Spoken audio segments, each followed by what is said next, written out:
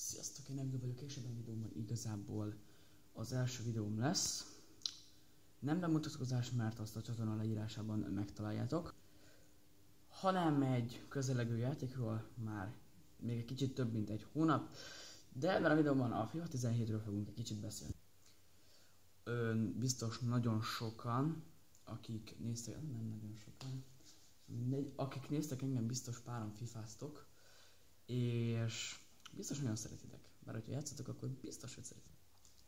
És mindenféle fake videót lehet mostanában látni, hogy ilyen újítások lesznek, olyan erők, meg ilyenek, az erőket azt nem fogjuk soha megtudni.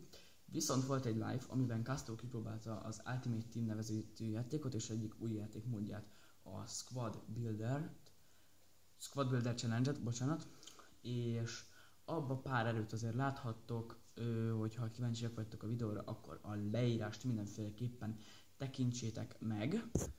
Ugye ezzel frissítés majd Next Gen konzolra lehet elérhető, illetve a PC-seknek, Xbox 360-ra és Xbox PS4-re, illetve nem fogják már kiadni. Ellentétben ugye, aki nem tudná mi ez a Next Gen konzol, Xbox One és PS4 és PC.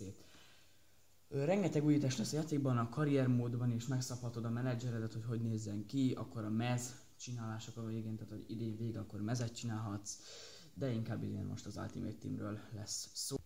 Minden évben idén is az Ultimate Team lesz a főjáték módja ennek a játéknak, azonban idén a játéknak lesz még sztoria is.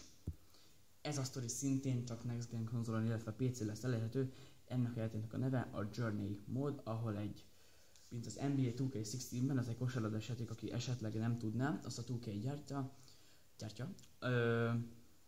Abban van ez a My Career mód, ez ugyanolyan lesz, hogy meccset kell játszanod, akkor az újságíróknak interjút kell adnod és ilyenek.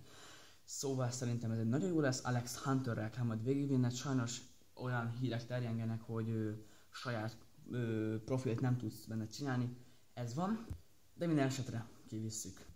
Aztán a Squad Builder Challenge-ben nem kell azt hiszem meccset játszanod, bár ezt még ki kell tanulmányoznom, hanem annyi lesz a dolgod, hogy építesz egy csapatot a megadott körülményeknek, tehát mondjuk zsetonod az kell, hogy legyen hozzá értelemszerűen, mondjuk megadja, hogy minimum 80-as chemistry és minimum 75-ös team rating, és akkor, hogyha ez sikerül éppen, akkor egy különleges Royce-ot kapsz, vagy különleges David Villa, vagy ilyesmiket láttam Castro videójában a live-on. A pack opening idén nagyon furcsán fog kinézni, mert úgy lesz, hogy bevillan ide ugye a pack, ez itt a pack a kezem, megtudod, hogy milyen játékos, tehát hogy most azt hogy mondjam, hol játszik, milyen pozíción, aztán megkapod, hogy így jön a címer, és így belemegy, és a pack mögül kísértel a játékos, és kiírja a nevét.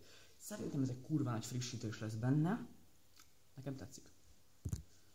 A legerősebb csapatot most ezt én nem akarom nagyon nektek mondani, de szerintem a Real Madrid lesz most idén, nem a Barca kapja a főszerepet, remélem. Nem Real szurkoló vagyok, hanem Bayern. Pár új legenda fog bekerülni, köztük Puyol, Del Piero, Ferdinand, ezek, akiket szerintem általánosságban mindenki ismer.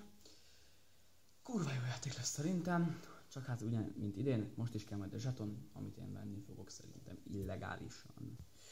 Nagyjából ennyi frissítés lett, hogyha valamit kihagytam volna véletlenül, azt kommentben mindenféleképpen írjátok le, hogy máshoz is eljusson.